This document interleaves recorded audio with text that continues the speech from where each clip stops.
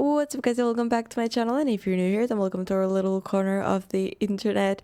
Just yesterday I watched a video on nuclear bombs, to be exact, nuclear weapons, and I thought that the video would make me feel a little bit more at ease, because I don't know, I thought that a nuclear bomb, if it explodes, the whole world just goes bye. So I thought, I don't know, I thought that it would be a good idea to inform myself about it, which it didn't make me feel calmer necessarily. So now that what's left to do is to learn more. So today we're watching how every country got nuclear weapons explained, which I'm pretty sure most likely they said, like, the countries that do have nuclear weapons said they have nuclear weapons, we have to have them too, and then everybody did it. But let's see what this video is about. We all know the story of how the United States was the first to develop the nuke, but today there are now 10 countries around the world that have successfully created them, some helping each other, but most in secrecy, involving a lot of spying, rivalry, and betrayal. Each of them have a story just as interesting as the US's Manhattan Project, but are rarely told. We're going to go through the full timeline of how the 10 countries raced each other to build this technology, and also the other countries that came close and might soon be added to the list. The story begins in 1938, when German scientists first discovered nuclear fission, the ability to split atoms releasing massive energy through a chain reaction. The following year, Albert Einstein would warn the US of the dangerous possibilities in weaponizing this technology. The United States was famously the first to create nuclear weapons. Albert Einstein was alive at that point. Boy, if Albert Einstein says he's concerned, then so am I. Weaponizing this technology. The United States was famously the first to create nuclear weapons. After a long and secretive operation against the backdrop of the Second World War, scientists from the US, UK, and Canada collaborated in the Manhattan Project. They spent nearly 1% of the US's entire GDP on the effort, as they were racing the Germans, who were also working on their own nuclear program, but to much less success. Germany had surrendered by May 1945, but in July, while President Truman was at the Potsdam Conference with Stalin and Churchill, planning what to do with Germany, Truman was secretly informed that the Trinity test in New Mexico was successful, and they now possessed the most powerful weapon humanity had ever seen. Truman told Stalin that the US was about to use this weapon on the Japanese. Although at the time Stalin was already working on his own nuclear weapons project and had spies within the US's Manhattan Project, internally he was secretly furious that the Americans had beaten them to making this bomb. The following month in August, the US unleashed Fat Man and Little Boy on Japan, forcing their surrender, ending the war, but starting a new race around the world for everyone to catch up. The Soviet Union was second to obtain the technology. Having started as early as 1941, after noticing German, British, and American scientists stop publishing papers on nuclear fission, they suspected they were also working on creating weapons. The program was accelerated rapidly after seeing the Americans' nuclear attack on Japan, and while they had a lot of information from spying on the US programs, they were worried of potentially being fed misinformation from double agents. Because of this, they didn't trust the stolen American design, so they still ended up doing a lot of their own research, using many captured German I mean, I guess it's good to do your own research, but this sounds very unethical. designs. So they still ended up doing a lot of their own research. Using many captured German scientists, they built their own project while also using the United States' designs to check it was correct. Earlier than the US expected, in 1949, the Soviets successfully completed the RDS-1 test in Kazakhstan. The US no longer had the monopoly on this technology, and this would create the Cold War arms race with the United States to stockpile as many nukes as possible. The third country was the United Kingdom. Now, you might assume that the US would have helped them, as they were key allies fighting side by side in both world wars, and in theory, America would want to empower their good friends in Europe, but this was not the case. The UK pioneered a lot of the groundwork on nuclear weapons before the US with a project called Tube Alloys starting in 1940. They did this with the help of German, Austrian, and Polish scientists that were fleeing Germany at the time. But due to limited resources fighting the Second World War, Britain handed over all of their work to the US, merging it with what would become the Manhattan Project and providing a significant amount of research under the Quebec Agreement, stating that the US and UK would share the technology once completed and not use it on each other. But in 1945, when the US successfully tested and used its nukes, they also terminated the agreement and didn't share the final results to Britain. Oh, excuse me. That's kind of mean. I'm not gonna lie. Used its nukes, they also terminated the agreement and didn't share the final results to Britain, keeping it to themselves. This prompted the UK to resume its own nuclear program, and this was done quickly as they had already done a lot of the work and controlled most of the world's uranium. The UK successfully completed its first test called Operation Hurricane in 1952 at the Montebello Islands just above Australia. Meanwhile, after the Soviets had developed nukes much faster than expected in 1949, the US immediately began work on a newer type called thermonuclear weapons. Unlike the standard atom bomb, which uses fission to split atoms, these use fusion to combine atoms, the same process that happens inside stars, and these are significantly more powerful than atom bombs. Scientists like Oppenheimer, who led the Manhattan Project, warned the US not to develop these because of the extreme danger to mankind and where this nuclear arms race was going. But despite this, President Truman gave the go-ahead to continue. In 1952, the United States successfully completed Ivy Mike, the first test of a hydrogen thermonuclear bomb over 450 times more powerful than the one dropped on Nagasaki. Humans are just, it's inevitable, but humans are going to end up destroying themselves. Inevitably. Like, the only reason that humans would go extinct is because of humans. Literally. Or, I mean, there could be something crazy would happen. Like, the world would explode into 1 trillion stars. But most likely, humans are just going to destroy themselves. And at this phase, it's probably not going to be long from now. Soviets then completed theirs in 1955 called the RDS-37, and the UK completed theirs in 1957 called Operation Grapple. Because of this new threat of hydrogen bombs, the US then decided to re-sign a nuclear agreement with the UK the following year in 1958. The fourth country was France, who already had a few scientists working on the Manhattan Project and started their own nuclear program after World War II, collaborating with Israel, but mainly focusing on energy instead of weapons. That was until after the embarrassment of the Suez Crisis and increasing tensions between the US and Soviets prompted France to want their own deterrent strategy and to retain their place as a great European power. The United States was much more against the idea of France having nukes than Britain, as France had a slightly different policy on how they could be used, so France developed them almost completely independently. The French President Charles de Gaulle spearheaded the effort and stated that nuclear weapons were essential for France to be a truly sovereign and great power. He also wanted strategic independence from NATO and the United States. They sourced uranium from its colonies in Niger, Gabon, and Madagascar, which was a huge help, and despite being in ruins after the Second World War, the French scientists worked tirelessly. They successfully carried out their first test in 1960 called the Gerbois Blue in the French colony of Algeria in the Sahara Desert, and then its first hydrogen bomb in 1968. China would be the fifth country on the list wanting their own nukes as a deterrent against the US. Initially, they received a lot of help from the Soviet Union as they saw China as a useful... Literally, it's what I said in the beginning. One has them, and then the other one was like, oh, I should probably have that too. And then everybody was like, I want that too. Like, hey, if you're going to have it, I'm going to have it, you know? So now we all just hold the power to destroy each other. How about that? Who dares to be the first? It's crazy that we've had to develop weapons like this. Like, why? It's why? Like, how can we not prevent some countries to get into a situation where we have to intervene? Like, it just doesn't make sense to me, and it annoys me. You know?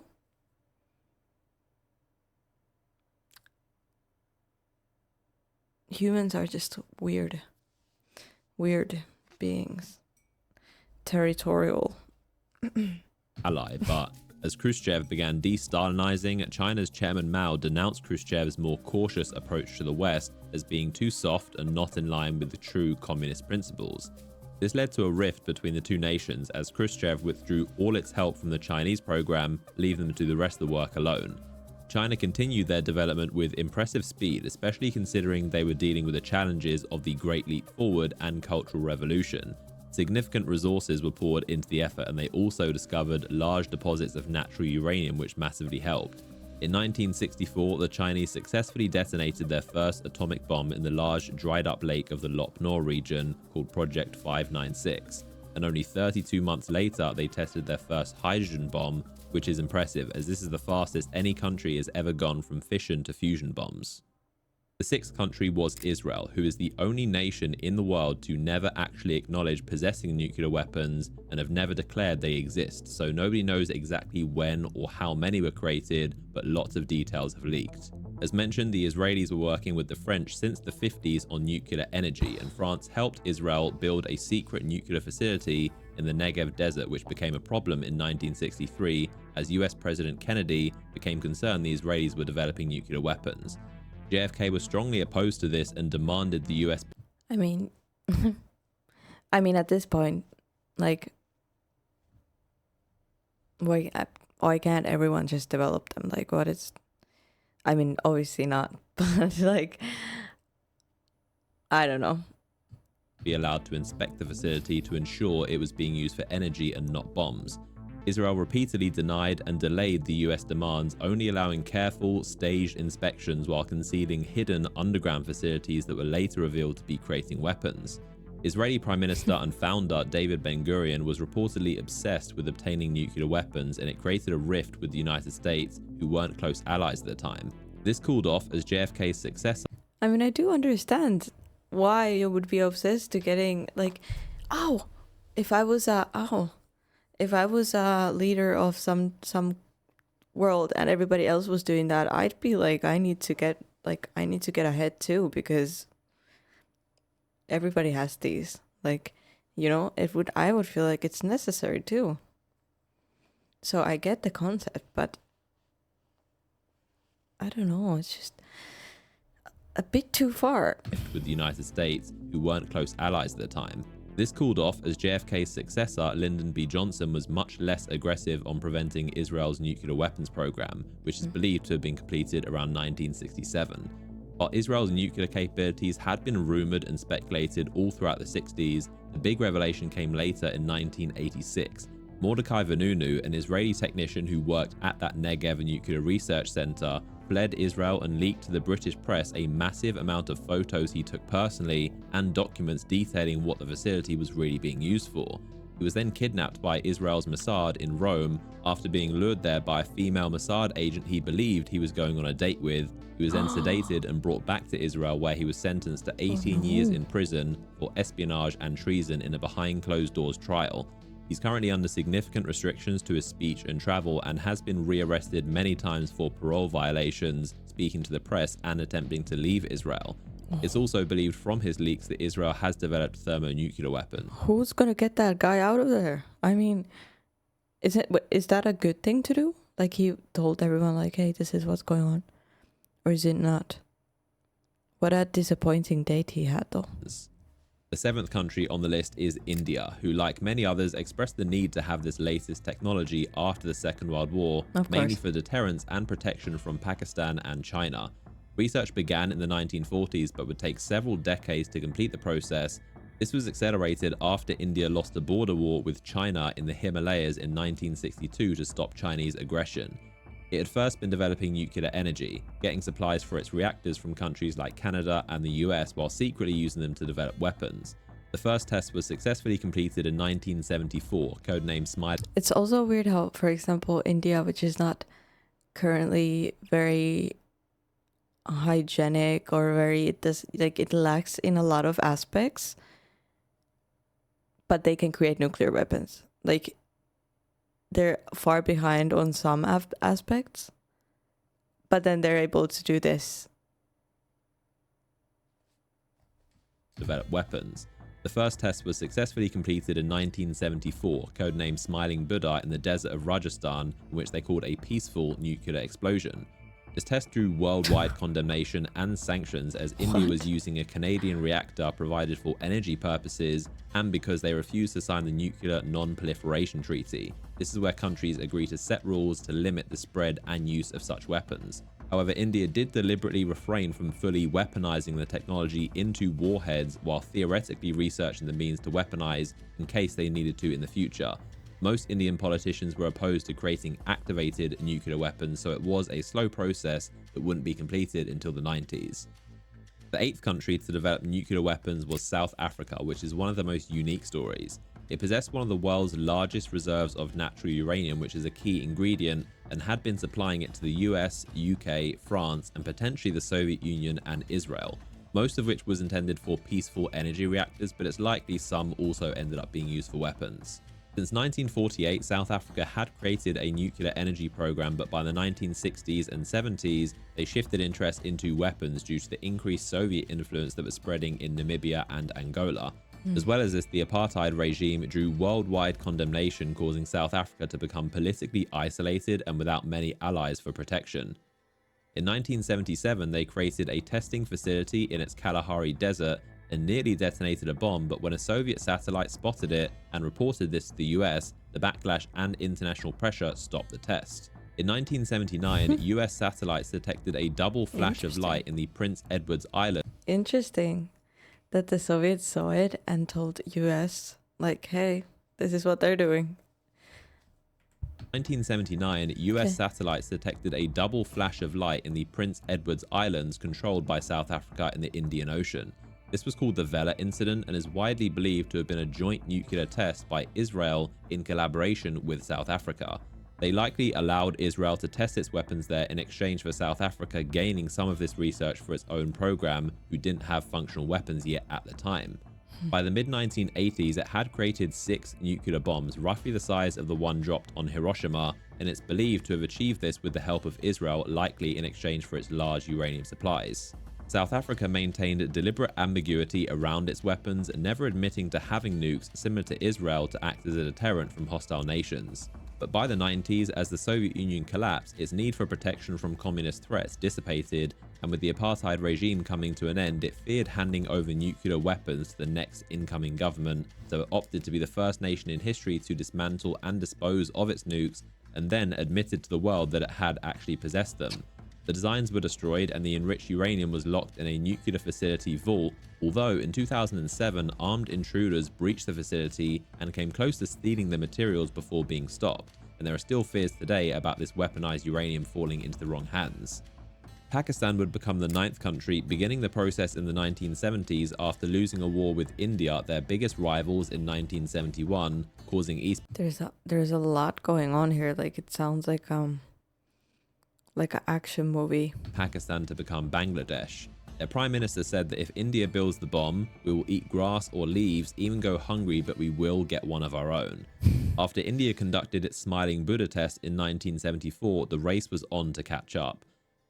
Abdul Qadir Khan was a Pakistani scientist who, while working at the Dutch nuclear facility, stole top-secret intelligence on how to enrich uranium and brought them back to Pakistan, which was a main foundation to their nuclear weapons program. They also had significant help from China, who provided expertise, materials, and blueprints to develop a bomb. This was because China wanted another ally against India, also being one of its rivals, and saw the benefit in arming Pakistan. The US did little to stop Pakistan's nuclear weapons program, initially underestimating their capabilities, but also because Pakistan was a key ally against the Soviet invasion of Afghanistan. Never underestimate. Never judge a book by its cover. The US didn't want to risk their alliance and often turned a blind eye despite mounting evidence that Pakistan were using the US military funding to develop weapons. In 1998, India detonated 5 non-peaceful warheads, including a thermonuclear bomb. Just weeks later, in response, Pakistan also detonated 5 bombs underground in the Ras Ko mountain range, successfully completing their first ever test and making them the latest nuclear-armed nation. While India operates a no first use policy, meaning they are only for deterrence and to be used in retaliation to such weapons being used on them, Pakistan operates a first use policy, reserving the right to use them however it sees fit, and indicated it would use nukes against India even if no nuclear weapons were used on them. While this policy concerns many nations, it has proved successful for Pakistan. What? Wait. Wouldn't it be smart to just be like, okay, like, I'm not gonna do anything if you're not gonna do anything. They're just like, yeah, we're gonna do something about it. You know what? If I feel like I want to, I will press that button. Excuse me, sir. Very aggressive. Used on them. While this policy concerns many nations, it has proved successful for Pakistan, leading to a weaker response from India in their many conflicts since, out of fear of how Pakistan might respond. An Indian military spokesperson said that Pakistan's So yeah, okay, they're getting like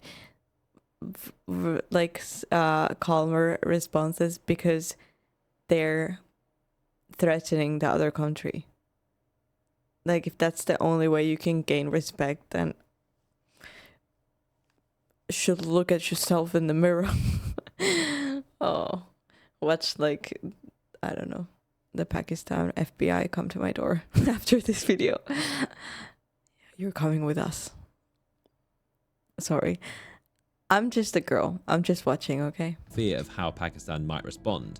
An Indian military spokesperson said that Pakistan's threat of nuclear first use has deterred India from seriously considering conventional military strikes. Abdul Qadir Khan, the man mentioned earlier for stealing the Dutch nuclear blueprints and dubbed the father of Pakistan's nuclear program, confessed in 2004 that he had been involved in illegally selling nuclear weapons technology to North Korea, Iran, and Libya. Seeing as none of these countries are a part of the Non-Proliferation Treaty, it drew worldwide concern about the uncontrolled spread of this technology. North Korea became the 10th and final country so far to develop nuclear weapons. The North Korean founder Kim Il-sung saw nuclear weapons as crucial to ensuring his regime's survival and asserting its power to the world to deter longtime rivals South Korea and the US. In the 1950s, the Soviet Union initially helped them develop their first nuclear research facilities for peaceful energy purposes, with many North Korean scientists being trained in the Soviet Union. Both China and the Soviets refused North Korea's many requests to help them develop weapons, and towards the 1970s, North Korea focused on building their own nuclear program using its own large natural uranium deposits, which proved essential as they didn't need to rely on sourcing it from any other country. By the 1980s, the US became aware that North Korea was using spent nuclear energy fuel on creating weapons.